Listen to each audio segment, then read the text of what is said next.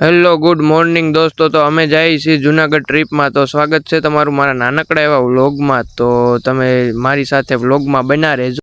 So finally મિત્રો તો અમે બધા બેસી ગયા છીએ બસમાં બેઠા બાદ ભાઈબંધોને લઈ લીધા વ્લોગમાં। તો અમે કુદરતી વાતાવરણનો આનંદ માણતા બસમાં બેઠી ગયા। બસમાં બેઠા બાદ ભાવનગરમાં ગળતા જ અમે મોખળાજી દાદાના દર્શન કરી લીધા। સો ફાઇનલી મિત્રો મેં મારા વાળ હરખા કરી લીધા છે અને અમે પહોંચી ગયા છે ભાવનગર બસ ડેપોમાં। તો અમે બસ સ્ટેશનમાં ગળતા તે અન્નપૂર્ણા હોટલમાં જમી લીધું। જમ્યા બાદ તો ફાઇનલી અમે જુનાગઢ જવા માટે બેસી ગયા બસમાં બેસતા તે કંડક્ટર સાહેબ આવી ગયા ટિકિટ ચેક કરવા અને અમારી બાજુમાં પણ મેડમજી આવી ગયા। તો ફાઇનલી અમે પહોંચી ગયા જુનાગઢ બસ ડેપોમાં। બસ ડેપોમાં કંઈક આવો નજારો હતો।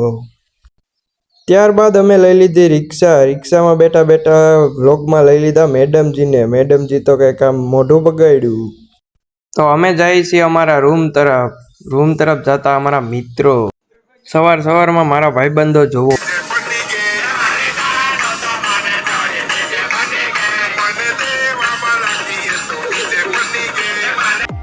તો ફાઇનલી અમે લઈ લીધી રિક્ષામાં પણ ભાઈબંધોએ કરી નાખી બાકાજી।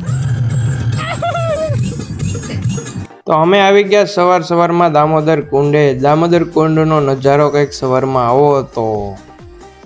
તો ફાઇનલી અમે કરી દીધું ગિરનાર ચડવાનું સ્ટાર્ટ અને સ્ટાર્ટ કરતા મારા ભાઈબંધો તો કઈ હખણા બે નહીં।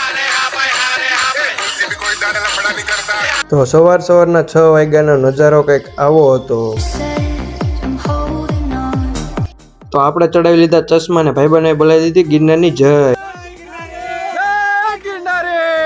તો અમે બધા ભાઈબંધો જૂની સીડીએથી ચડતા હતા અને જૂની સીડીનો નજારો કંઈક આવો। અહીંયા તો કંઈક આવા ઉડન ખટોલા પણ ઉડતા હતા। તો અમે ફાઇનલી પહોંચી ગયા અંબાજીના મંદિરે। અંબાજીના મંદિરેથી દત્તાત્રેયનો ડુંગર કંઈક આવો દેખાતો હતો। તો આ કયો ગેટ છે તમે બધા કમેન્ટ બોક્સમાં જણાવજો। તો ફાઇનલી અમે નીચે ઉતરવા માંડ્યા। દત્તાત્રેય તો કઈ વિડીયો ઉતારવા ન દીધો। દત્તાત્રેયથી ઉતરતાનો નજારો કંઈક આવો હતો। તો જો સ્વર્ગની જન્નત જ છે અહીંયા આગળ।